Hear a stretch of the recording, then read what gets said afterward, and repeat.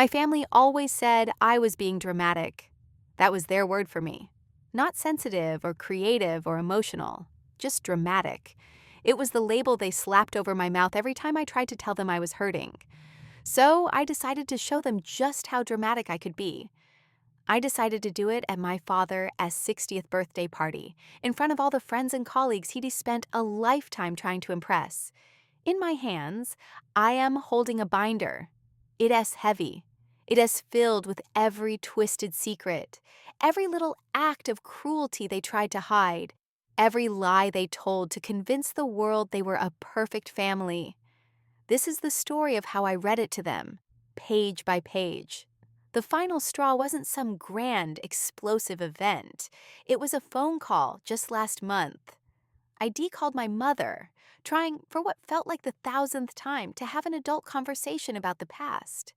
ID just had a major breakthrough in therapy, a moment of clarity, where I finally understood that the constant anxiety and the deep-seated feeling of worthlessness ID battled my whole life wasn't some flaw in my character.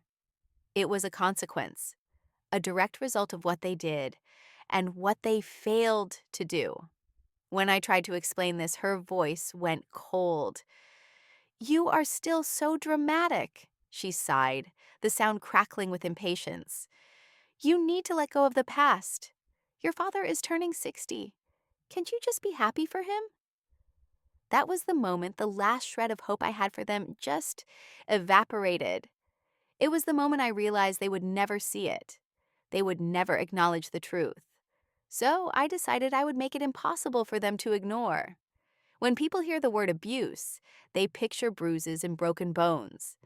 They don't picture a mother yanking a brush through a child's tangled hair so hard the tears stream down her face, hissing, "Stop crying, you're being dramatic," as the little girl bites her lip to keep from screaming. They don't picture a father standing by watching, his silence a form of approval. What people don't get about childhood emotional neglect is that it's often about what your parents don't do. They don't validate your feelings. They don't offer comfort. They don't provide the emotional safety a child needs to thrive. My home was a masterclass in this kind of neglect. I remember being 8 years old and terrified of the dark. My older brother, Mark, their golden child, found this hilarious. He'd sneak into my room at night and whisper scary stories just outside my door until I was hysterical. I'd cry for my parents, and my father would eventually storm in, not to comfort me, but to yell at me for waking him up. "For God's sake, it's just your brother. Stop being so dramatic." My fear wasn't the problem. My reaction to it was. My brother's cruelty was never addressed, but my tears were a constant source of irritation for them. I learned very early that my emotions were an inconvenience. They taught me my feelings just weren't important. Then there was the issue of cleanliness. My mother was obsessed with appearances. Our house had to be pristine, and we had to be perfect extensions of that image. But she projected her anxieties onto me in the most bizarre ways. She would constantly tell me I was dirty, that my hair was greasy, or that I smelled. She'd say it in front of her friends, a casual, cutting remark designed to humiliate me. I don't know what to do with her. She just won't keep herself clean. At the same time, she controlled every aspect of my hygiene. She would only let me shower for 5 minutes, and if I took a second longer, she'd bang on the door. She washed my hair herself, that aggressive, painful ritual, until I was well into my teens, claiming I couldn't do it properly. She was creating a problem and then shaming me for it. It was a twisted game of control, designed to make me feel flawed and helpless. My aspirations were another source of drama. I loved to write. I would fill notebooks with stories and poems. It was the only place I felt I had a voice. When I was 12, I proudly showed my mother a story I'd written. She glanced at it, her face impassive, and handed it back. "This is nice," she said, her tone dripping with disinterest. "But you should really be focusing on your math homework. Writers don't make any money. Don't be so dramatic." The message was clear. My passions were frivolous, my dreams unrealistic. I learned later that when caregivers fail to encourage a child's interests, it can seriously hinder their self esteem and sense of self worth. They were systematically dismantling any foundation of self belief I tried to build. This lack of emotional validation is known to contribute to long term low self esteem. I've since learned that this kind of childhood emotional neglect can be just as harmful as more obvious forms of abuse, with long lasting effects on a child's emotional and psychological development. It is a form of maltreatment where caregivers consistently fail to provide the emotional support children need. The constant dismissal of my feelings, being told to toughen up or stop crying, was a classic sign. This kind of environment teaches a child that their emotional needs are not important, and over time, they might just stop seeking support altogether. I didn't stop seeking it, not yet, but I was learning that seeking it from them was like trying to get water from a stone. When I was 16, the constant anxiety and sadness became a weight I could no longer carry alone. It felt like a perpetual gray cloud was hanging over me. School became impossible. I couldn't focus. And my grades, which had always been my one area of acceptable performance, started to slip. I finally worked up the courage to tell my school counselor that I was struggling, that I felt hopeless. It was the first time I had ever said those words out loud to an adult, and it was terrifying. The counselor, a kind woman with gentle eyes, listened and suggested I speak to a therapist. She also had to inform my parents. I expected a fight. I expected them to be angry, to accuse me of, you guessed it, being dramatic. But to my surprise, my mother agreed. She even seemed concerned. She found a therapist and scheduled an appointment. For a fleeting moment, I felt a spark of hope. Maybe this was the turning point. Maybe seeing a professional would make them realize my struggles were real. The first session was just me and the therapist. I was hesitant, but I talked. I told her about the constant feeling of emptiness, the anxiety, the way I felt like I was suffocating in my own home. I didn't even get into the specifics of my childhood. I was just trying to describe the crushing weight on my chest. For the second session, my mother insisted on joining. She told the therapist it was so she could provide context and support me. I sat there, my hands clammy as my mother began to speak. She smiled at the therapist, a practiced, charming smile I knew all too well. "I'm just so worried about her," she began, her voice filled with fake concern. "She's always been so sensitive, a little dramatic, and lately she's been saying things that really scare me." The therapist looked at me. "What kind of things?" My mother took a deep breath, as if preparing to deliver devastating news. "She's been talking about not wanting to be here anymore. She's told me she is suicidal." The air left my lungs. I stared at her, my mouth hanging open. It was a complete and utter lie. I had never said anything of the sort. I had said I was sad. I had said I felt hopeless. But I had never, ever expressed a desire to end my life. I was terrified of dying. I just didn't know how to live. I tried to speak, to defend myself. "That's not true," I stammered, looking from the therapist's concerned face to my mother's performative grief. "I never said that. I said I was sad." My mother reached over and patted my hand, a gesture of pure condescension. "See what I mean?" she said to the therapist, her voice soft and pitying. "She gets so confused. She doesn't even remember what she says." In that moment, something inside me shattered. This was a level of betrayal I couldn't have comprehended. She wasn't just dismissing my feelings. She was actively twisting them into a weapon to use against me. She was trying to paint me as mentally unstable, unreliable, a liar in the eyes of the one person who might have been able to help me. I now know that misrepresenting a child's feelings to a professional is a recognized form of manipulation and control in abusive situations. She was ensuring that any accusation I might make against them would be seen through the lens of my suicidal ideation and dramatic personality. I never went back to that therapist. My mother had successfully poisoned the well, and she had shown me her true colors. It wasn't just neglect anymore.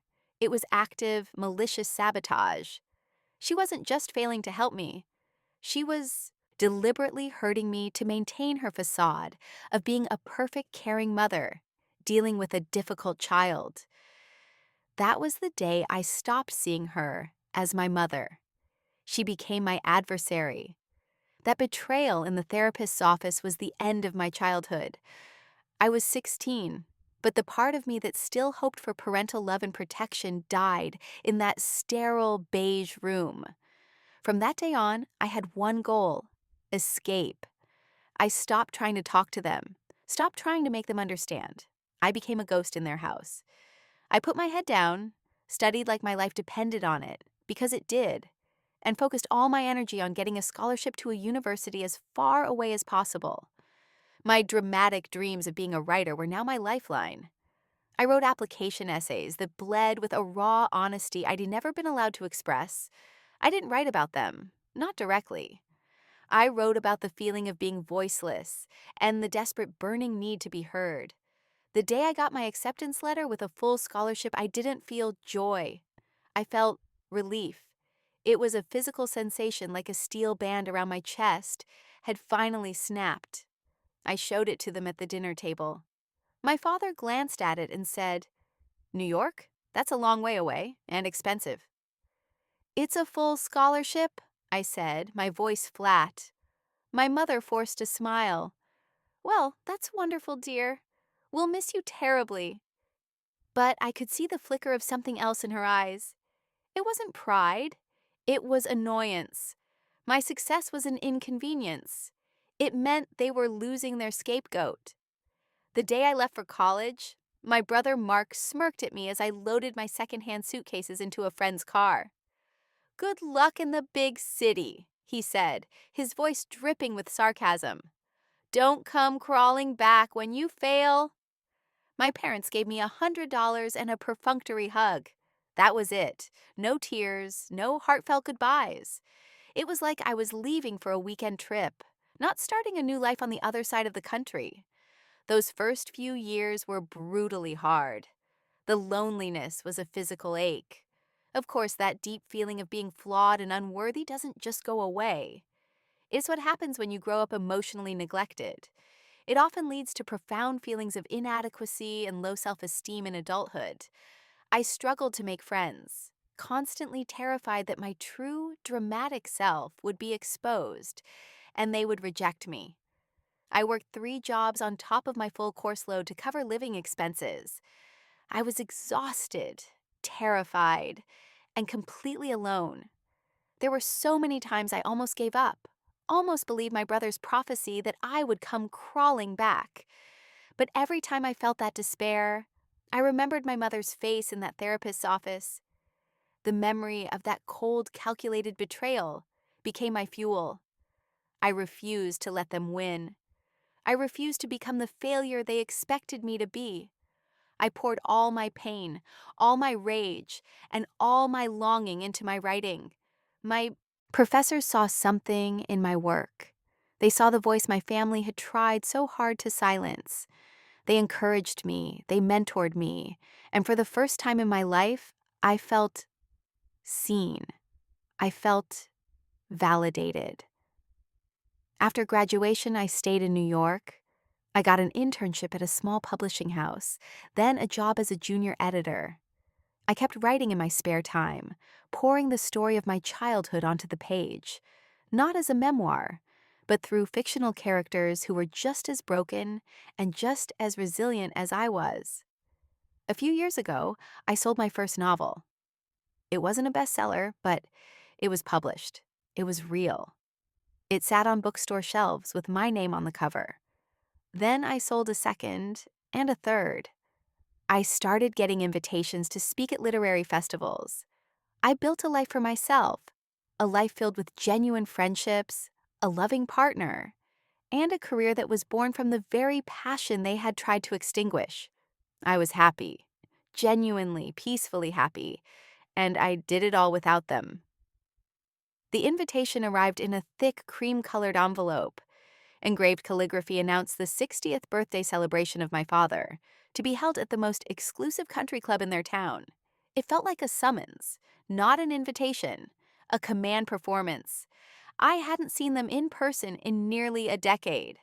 We had the occasional stilted phone call on holidays conversations that were minefields of unspoken resentment. But a grand party, a public display of family unity, that was a new level of audacity.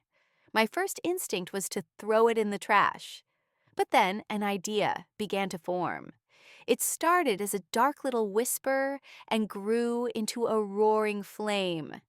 For years, they had curated their public image with meticulous care: the successful patriarch, the devoted wife, the brilliant son, and the well. They never really knew what to do with me, the inconvenient, dramatic daughter, who had mercifully moved far away. This party was their stage, a performance for their friends and business associates. And I realized, with a chilling sense of clarity, that it was the perfect stage for my own performance, for my final act. For the next month I worked. I didn't just write, I compiled. I dug up old report cards where teachers had praised my creativity. I printed out emails and the rare, dismissive text messages. I wrote down every memory, every cutting remark, every act of neglect, with the dispassionate precision of a court reporter. I cross-referenced everything. The result was a 100-page, meticulously organized, spiral-bound document. I made 5 copies. I titled it, "On the Subject of Drama, a Childhood Retrospective." I flew in the morning of the party. I didn't tell them I was coming. I wore a simple, elegant black dress. I was not the awkward, insecure girl they had last seen.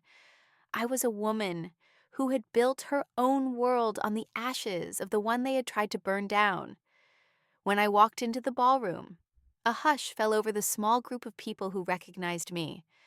My father was in the middle of the room, holding a glass of champagne, laughing loudly at some sycophant's joke. He saw me, and his smile froze. My mother beside him turned pale. My brother Mark, standing with a group of his equally smug friends, just stared, his jaw tight. My mother recovered first. She rushed toward me, her face a mask of panicked hospitality.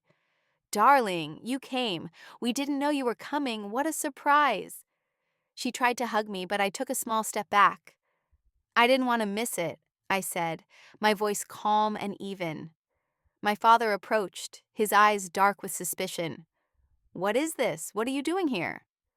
"I'm here to celebrate you, Dad," I said. "In fact, I'd like to propose a toast." Before they could stop me, I walked to the small dais where a microphone stood, ready for the evening's speeches. I tapped it lightly. The feedback screeched and the room went silent. All eyes were on me. I pulled the first copy of my binder from my tote bag and placed it on the lectern. "Good evening, everyone," I began, my voice clear and steady. "For those of you who don't know me, I'm the other child, the dramatic one." A few nervous chuckles rippled through the crowd. My family stood frozen, their faces a mixture of horror and fury. My father is a man who values legacy and truth.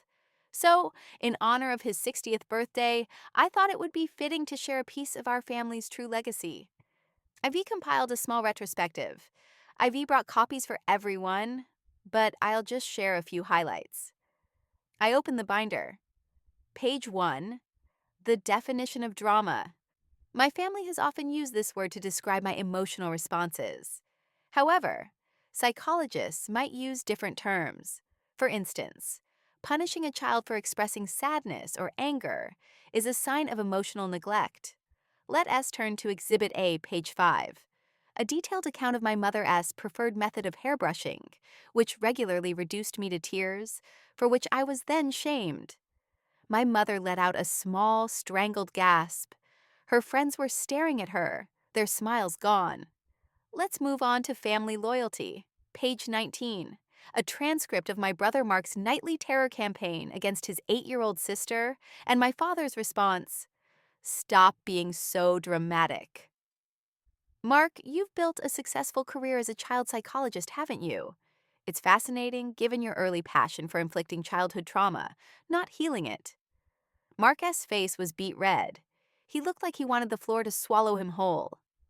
But my favorite section is on mental health. My parents have always been such advocates for it, publicly.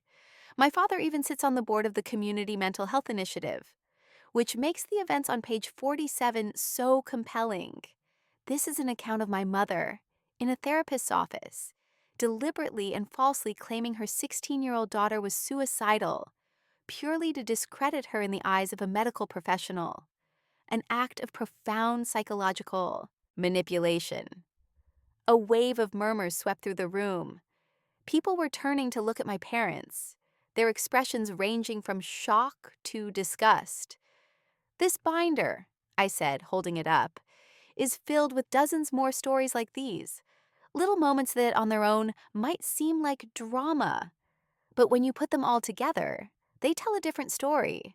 They tell a story of profound and persistent emotional abuse and neglect. They tell the story of parents who were more concerned with the appearance of a happy family than the actual well-being of their child. They tell the story of how being chronically dismissed, ignored, and invalidated can have lifelong consequences, leading to anxiety, depression, and a crippling sense of worthlessness."